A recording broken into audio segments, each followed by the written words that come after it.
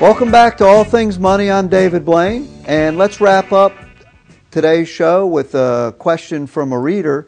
Mary in New Bern writes with a question about converting her regular IRA to a Roth IRA.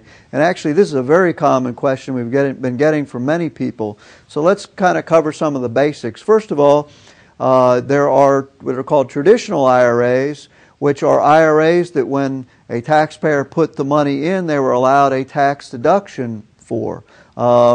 It could have been money that they put in themselves, or it could be an IRA that they rolled over at some point from a 401k. But when I use the word traditional IRA, I'm talking about the type of IRA that the money in there at some point you received a tax deduction for putting into the IRA. On the other hand, a Roth IRA is a type of IRA that you invest the money after tax. You receive no tax deduction for it. But the benefit is through the years, you're not taxed on any income or gains that you may make in that account. And so when you reach the age of 59 and a half, you're allowed to take the money out tax and penalty free. With a traditional IRA, because you received a deduction at some point in time, when you take the money out, the IRS puts its hand out and says, "Thank you very much, we would like part of your money now." And so it's taxed as ordinary income. Whereas the Roth IRA, you take it out tax-free. So essentially the traditional IRA, you're taking a tax benefit now for an unknown future when you take the money out. With the Roth IRA, you're giving up a known tax benefit today for tax-free, hopefully, income in the future. And I say hopefully. Of course, there's a huge risk that at some point Congress may change the rules and no longer make them tax-free. I think that that's fairly remote, but it is possible. And so you have two very distinct types of savings accounts for retirement. We happen to prefer the Roth IRA for most situations. And so recently Congress passed a rule that allows people to convert a regular IRA to a Roth IRA. Traditionally, you could only make $100,000 per year or less to be able to do this conversion. So if you made more than that in income, you could not make the conversion. Well, they changed the rules last year and said that no matter how much you make, you're allowed to convert from a regular traditional IRA to a Roth IRA. Not only that, but if you convert in the year 2010, you can defer paying the tax and pay it over 2 years in 2011 and 2012. And what do I mean by that? Well, if you're converting from a traditional to a Roth IRA, the IRS is allowing you to do that today, and so they're giving up some income in the future. So what they say is that if you convert, you have to pay the tax today, and from that point on, once you convert and pay the tax, your Roth IRA continues to grow tax-free, and when you eventually take it out, you take it out tax-free. If you have any questions on the mechanics of the traditional IRA or Roth, feel free to call us or look it up on the internet. What I want to focus on today is whether you should convert or not, assuming that you know kind of the basics of the IRA. And so on surface, it sounds like a fairly decent idea, but if you really dig into it, I'm not sure how many people are really going to want to do this. The ideal person for doing this is someone that is not going to need the money and are using it as an estate planning vehicle to pass on to their children. For example, if money is in a Roth IRA, the children can take it over after you pass away, and essentially it can tax defer the money for a very long time. When the children take it out, there's still no tax paid.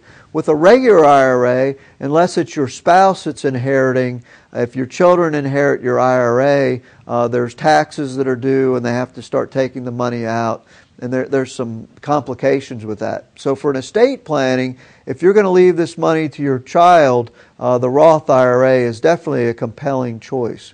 But absent that, if you're going to need the money and going to be spending it, we're seeing several problems with the conversion. The first is, remember that if you convert in 2010, you get to split the income over 2 years, but not necessarily the tax. And so depending on how your income works out in the year 2011 or 2012, you may end up paying more or less tax than if you just paid it all at once. Once again, it depends on what your exact tax situation is in 2011 or 2012.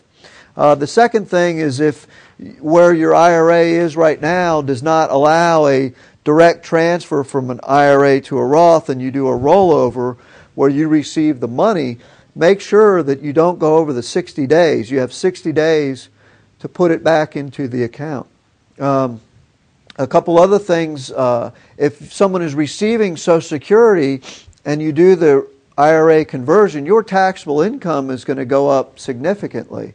And this could cause more of your Social Security income to be taxed as well.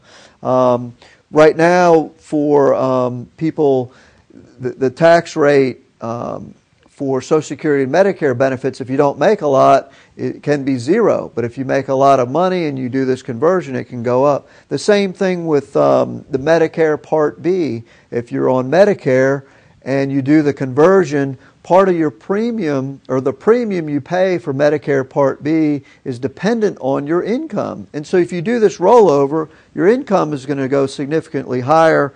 And we calculated that it could be up to an extra $6,000 of Medicare premiums. So you have to be careful of that. On the other side of the equation, if you're a young family and you have children and you're trying to qualify for financial aid, once again, if you do the conversion, your income is going to spike up and you no longer may qualify for financial aid. So you really have to be cautious of that, both if you're older as well as you're younger. Of course, if you do this, don't forget to change your beneficiary forms. Make sure that you tell the new custodian of your Roth IRA who you would like to receive the money if something should happen to you. Another thing, if you do the conversion, you have to pay the tax with outside money. If you don't have money sitting in another account to pay the tax, most of the time it does not work out to the taxpayer's benefit. Meaning if you have $100,000 in an IRA and you want to roll it over and the tax is $15,000, you cannot take that $15,000 out of the IRA to pay the tax. So there are some pitfalls.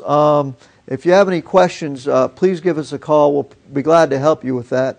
Our number is 633-0107, or email us at allthingsmoney@dlblain.com. Well, that's all the time we have for tonight. Thanks for listening. For All Things Money, I am David Blain. The proceeding was a paid program. The opinions expressed are not necessarily those of WNBU and Inner Banks Media.